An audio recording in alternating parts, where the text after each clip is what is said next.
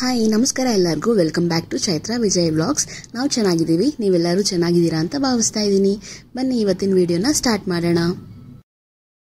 ಇವತ್ತಿನ ವಿಡಿಯೋಲಿ ನಾನು ಶಿವರಾತ್ರಿ ಹಬ್ಬಕ್ಕೆ ಮಾಡುವಂಥ ಒಂದು ತಂಬಿಟ್ಟಿನ ರೆಸಿಪಿನ ಹೇಳ್ಕೊಡ್ತಾ ಇದ್ದೀನಿ. ಇದನ್ನು ಡಿಫ್ರೆಂಟ್ ರೀಜನ್ಸಲ್ಲಿ ಡಿಫ್ರೆಂಟ್ ಸ್ಟೈಲಲ್ಲಿ ಮಾಡ್ತಾರೆ. ನಾವು ಇವತ್ತು ಹುರುಗಡಲೆ ತಂಬಿಟ್ಟನ್ನ ಮಾಡ್ತಾ ಇದ್ದೀನಿ. ಇದು ತುಂಬ ಟೇಸ್ಟಿಯಾಗಿರುತ್ತೆ ಮತ್ತು ಹೆಲ್ದಿ ಕೂಡ. ಈ ವಿಡಿಯೋನ ಕೊನೆವರೆಗೂ ಸ್ಕಿಪ್ ಮಾಡದೆ ನೋಡಿ. ನಾನು ಅಳತೆಗೆ ಈ ಗ್ಲಾಸ್ ತೊಗೊಂಡಿದ್ದೀನಿ. ನಾನು ಎಲ್ಲದನ್ನು ಇದೇ ಗ್ಲಾಸಲ್ಲೇ ಅಳತೆ ಮಾಡ್ಕೊಳ್ತೀನಿ. ಫಸ್ಟು ಈ ಗ್ಲಾಸಲ್ಲಿ 2 ಗ್ಲಾಸಷ್ಟು ಕಡಲೆಪಪ್ಪು ತೊಗೊಳ್ತಾ ಇದ್ದೀನಿ.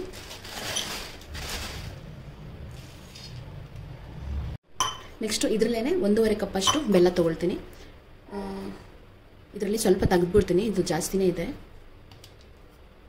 ನೀವು ಅಳತೆ ತಗೋಬೇಕಾದ್ರೆ ಇದೆಷ್ಟಿದೆಯೋ ಅದಕ್ಕೆ 1.5 ಬೆಲ್ಲ ತೊಗೊಳ್ಳಿ.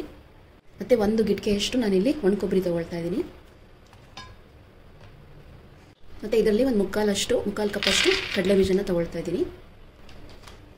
ಮತ್ತು 2 ಸ್ಪೂನಷ್ಟು ಬಿಳಿ ಎಳ್ಳು ತೊಗೊಳ್ತಾ ಇದ್ದೀನಿ. 2 ಸ್ಪೂನಷ್ಟು ಕರಿ ಎಳ್ಳು ಕಪ್ಪೆಳ್ಳು. ಆಮೇಲೆ 2ರಿಂದ 3 ಸ್ಪೂನಷ್ಟು ಗಸಗಸೆ ತೊಗೊಳ್ತಾ ಇದ್ದೀನಿ. ಮತ್ತು 5 ಏಲಕ್ಕಿ. ಇಷ್ಟೇ ನಮಗೆ ಈ ತಂಬಿಟ್ಟು ಮಾಡೋಕ್ಕೆ ಬೇಕಾಗಿರೋಂಥ ಇಂಗ್ರೀಡಿಯೆಂಟ್ಸು. ಎಕ್ಸಾಕ್ಟ್ಲಿ ನಾನು ಏನೇನು ಅಳತೆ ಹೇಳಿದ್ದೀನೋ ಅದನ್ನೇ ಫಾಲೋ ಮಾಡಿ ನಿಮಗೆ ತುಂಬ ಟೇಸ್ಟಿಯಾಗಿರೋಂಥ ಉಂಡೆ ಬರುತ್ತೆ. ಇದನ್ನು ಆದಷ್ಟು ಲೋ ಫ್ಲೇಮಲ್ಲೇ ನೀಟಾಗಿ ಫ್ರೈ ಮಾಡ್ಕೊಳ್ಳಿ, ಅವಾಗ ಒಳಗಡೆ ಎಲ್ಲನೂ ಚೆನ್ನಾಗಿ ಬೆಂದಿರುತ್ತೆ. ಇದಾಗಿದೆ, ಇದನ್ನು ತಗೊಂಡು ಸಿಪ್ಪೆ ಸುಲ್ಕೊಳ್ಳೋಣ. ನೆಕ್ಸ್ಟ್ ಇಂಗ್ರೀಡಿಯೆಂಟ್ ನಾನು ಇಲ್ಲಿ ತಗೊಳ್ತಾ ಇರೋದು ಗಸಗಸೆ. ಇದು 3ರಿಂದ 4 ಟೇಬಲ್ ಸ್ಪೂನ್ ಅಷ್ಟು. ಗಸಗಸೆನ ಹುರಿಬೇಕಂದ್ರೆ ಯಾವತ್ತೂ ಹೈ ಫ್ಲೇಮಲ್ಲಿ ಇಡಬೇಡಿ. ಇದು ಆಲ್ಮೋಸ್ಟ್ ಬಾಣಲಿ ಬಿಸಿ ಇರುತ್ತಲ್ವ, ಅದರಲ್ಲೇ ಇದು ಇದಾಗ್ಬಿಡುತ್ತೆ. ಇಲ್ಲಾಂತಂದರೆ ಅದು ಸೀದೋಗಂಗಾಗಿ ಟೇಸ್ಟ್ ಚೆನ್ನಾಗಿ ಬರೋದಿಲ್ಲ.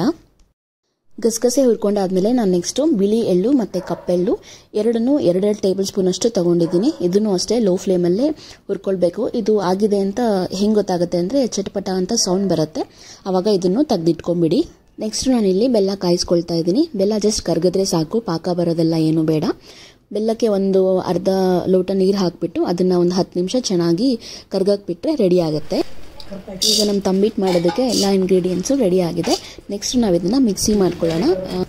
ನೆಕ್ಸ್ಟು ನಾವು ಒಂದು ಮಿಕ್ಸಿ ಜಾರ್ ತೊಗೊಂಡು ಅದರಲ್ಲಿ ಕಡಲೆಪಪ್ಪು ಅಥವಾ ಹುರುಗಡ್ಲೆ ಮತ್ತು 1 ಹಿಡಿಯಷ್ಟು ಸಿಪ್ಪೆ ಬಿಡಿಸಿರುವಂಥ ಕಡಲೆ ಬೀಜ ಮತ್ತು 4ರಿಂದ 5 ಏಲಕ್ಕಿ ಮತ್ತು ಹುರ್ಕೊಂಡ್ರು ಕರಿ ಎಳ್ಳು ಸ್ವಲ್ಪ, ಬಿಳಿ ಎಳ್ಳು ಸ್ವಲ್ಪ, ಕಂಪ್ಲೀಟ್ ಗಸಗಸೆ ಏನಿತ್ತಲ್ವ ಅದನ್ನೆಲ್ಲದನ್ನು ಹಾಕ್ಕೊಂಡು ನಾನು ಇದನ್ನು ಮಿಕ್ಸಿ ಮಾಡ್ಕೊಳ್ತೀನಿ.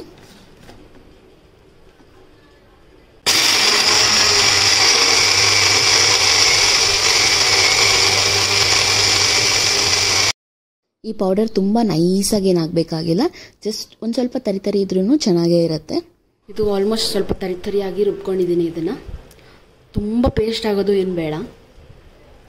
ನೆಕ್ಸ್ಟು ಇದನ್ನೆಲ್ಲ ಮಿಕ್ಸ್ ಮಾಡ್ಕೊಳ್ಳೋಕ್ಕೆ ಅಂತ ಒಂದು ಅಗಲವಾಗಿರೋ ಪಾತ್ರೆ ಇಲ್ಲ ಬಾಣಲಿ ಅದನ್ನು ತೊಗೊಂಡ್ಬಿಟ್ಟು ಎಲ್ಲನೂ ಒಂದೊಂದೇ ಹಾಕ್ಕೊಂಡು ಕೈಯಲ್ಲಿ ನೀಟಾಗಿ ಸ್ಪ್ರೆಡ್ ಮಾಡ್ಕೋಬೇಕು. ಯಾಕಂದರೆ ಇದು ಆಲ್ರೆಡಿ ಮಿಕ್ಸಿಯಲ್ಲಿ ಇದಾಗಿರೋದ್ರಿಂದ ಸ್ವಲ್ಪ ಗಂಟು ಕಟ್ಟಿರೋ ಚಾನ್ಸಸ್ ಇರುತ್ತೆ. ಅದಾದಮೇಲೆ ಸಣ್ಣದಾಗಿ ತುರಿದಿರೋಂಥ ಒಣಕೊಬ್ಬರಿನ ಹಾಕ್ಕೋತಾ ಇದ್ದೀನಿ. ಒಣಕೊಬ್ಬರಿ ನೀವು ಎಷ್ಟು ಹಾಕ್ಕೊಂಡ್ರೆ ಅಷ್ಟು ಚೆನ್ನಾಗಿರುತ್ತೆ. ನಾನು ಇಲ್ಲಿ 1 ಗಿಟ್ಕೆ ಅಂತ ಬರುತ್ತಲ್ಲ ಅದನ್ನು ಹಾಕ್ಕೊಂಡಿದ್ದೀನಿ. ಮತ್ತು ಆಲ್ರೆಡಿ ಡ್ರೈ ರೋಸ್ಟ್ ಮಾಡ್ಕೊಂಡಿರುವಂಥ ಕಡಲೆ ಬೀಜ ಮತ್ತು ಕರಿ ಎಳ್ಳು, ಬಿಳಿ ಎಳ್ಳು ಮತ್ತು ಒಂದು ಸ್ವಲ್ಪ ಗಸಗಸೆ ಆಲ್ರೆಡಿ ಮಿಕ್ಸಿಗೆ ಹಾಕಿದ್ದೀವಿ. ಇದರಲ್ಲಿ ಸ್ವಲ್ಪ ಹಾಕಿದ್ರೂ ಚೆನ್ನಾಗಿರುತ್ತೆ. ಇದನ್ನೆಲ್ಲನೂ ಹಾಕ್ಕೊಂಡು ಕೈಯಲ್ಲೇ ಚೆನ್ನಾಗಿ ಮಿಕ್ಸ್ ಮಾಡ್ಕೋಬೇಕು. ಅಷ್ಟರಲ್ಲಿ ನಮ್ಮದು ಪಾಕನೂ ಕೂಡ ರೆಡಿ ಆಗಿರುತ್ತೆ. ನಿಮ್ಮ ಮನೆಗಳಲ್ಲೆಲ್ಲ ಶಿವರಾತ್ರಿ ಹಬ್ಬಕ್ಕೆ ಯಾವ ಥರ ಉಂಡೆ ಅಥವಾ ಪ್ರಸಾದ ಮಾಡ್ತೀರಾ ಅಂತ ನನಗೆ ಕಮೆಂಟ್ ಸೆಕ್ಷನಲ್ಲಿ ಬರೋದು ತಿಳಿಸಿ. ಇನ್ ಕೇಸ್ ಮಾಡೋ ಅಭ್ಯಾಸ ಇಲ್ಲ ಅಂತಂದರೆ ಈ ವರ್ಷ ಈ ರೆಸಿಪಿನ ಖಂಡಿತ ಟ್ರೈ ಮಾಡಿ. ಇದು ಬೆಲ್ಲದ ಪಾಕ ಕರಗಿಸಿರೋದು, ಜಸ್ಟ್ ಕರಗಿದ್ರೆ ಸಾಕು, ಒಂದೆಳೆ ಪಾಕ ಆ ಥರ ಎಲ್ಲ ಬರಬೇಕಂತೇನಿಲ್ಲ. ಇನ್ ಕೇಸ್ ಈ ಬೆಲ್ಲದಲ್ಲಿ ಏನಾದರೂ ಕಲ್ಲು ಆ ಥರ ಇರುತ್ತೆ ಅಂತಂದ್ಬಿಟ್ಟು ನಾನು ಇಲ್ಲೊಂದು ಸ್ಟ್ರೈನರ್ ತೊಗೊಂಡು ಹಾಕ್ಕೊಳ್ತಾ ಇದ್ದೀನಿ. ಬೆಲ್ಲದ ಪಾಕನ ಎಲ್ಲನೂ ಒಂದೇ ಸಲ ಹಾಕಬೇಡಿ, ಬ್ಯಾಚ್ ಬೈ ಬ್ಯಾಚ್ ಒಂದು ಸ್ವಲ್ಪ ಹಾಕ್ಕೊಂಡು ಮಿಕ್ಸ್ ಮಾಡ್ಕೊಳ್ಳಿ. ಈ ಥರ 1 ಸ್ಪೂನ್ ತೊಗೊಂಡು, ಯಾಕಂದರೆ ಬೆಲ್ಲದ ಪಾಕ ತುಂಬ ಬಿಸಿ ಇರುತ್ತಲ್ವ, ಅದಕ್ಕೆ ಅಡ್ಜಸ್ಟ್ ಮಾಡಿಕೊಂಡು ನಿಮಗೆ ಉಂಡೆ ಕಟ್ಟೋಕ್ಕೆ ಎಷ್ಟು ಕನ್ಸಿಸ್ಟೆನ್ಸಿ ಬೇಕೋ ಅಲ್ಲಿ ತನಕ ಮಾಡ್ಕೊಳ್ಳಿ. ಸ್ವೀಟ್ನೆಸ್ ಕೂಡ ಅಷ್ಟೇ, ನಿಮಗೆ ಸ್ವಲ್ಪ ಸ್ವೀಟ್ ಜಾಸ್ತಿ ಬೇಕಂದರೆ ಇನ್ನು ಸ್ವಲ್ಪ ಬೆಲ್ಲ ಹಾಕ್ಕೊಂಡು ಪಾಕನ ವಾಟರ್ನ ಸ್ವಲ್ಪ ತಿಕ್ಕಾಗಿ ಮಾಡ್ಕೋಬೋದು. ಸ್ವೀಟ್ ಕಮ್ಮಿ ಬೇಕಂತಂದರೆ ಒಂದು ಸ್ವಲ್ಪ ನೀರು ಜಾಸ್ತಿ ಹಾಕ್ಕೊಂಡು ಬೆಲ್ಲ ಸ್ವಲ್ಪ ಕಡಿಮೆ ಹಾಕ್ಕೊಂಡು ಉಂಡೆ ಕಟ್ಕೊಳ್ಳಿ.